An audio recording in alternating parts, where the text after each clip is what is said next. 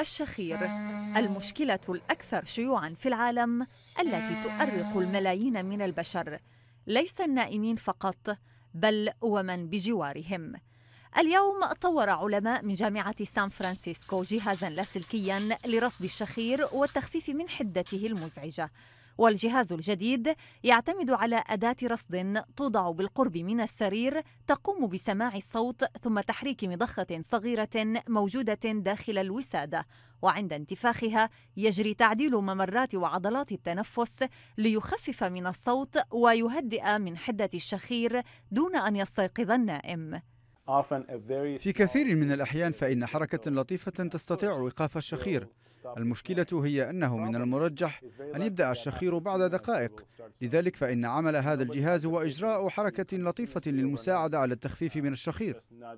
والشخير قد يتفاقم إلى مشكلة صحية خطيرة، فهو ربما يؤدي في بعض الحالات إلى توقف التنفس بشكل مفاجئ، مما يرفع مخاطر الإصابة بأمراض القلب والرئة.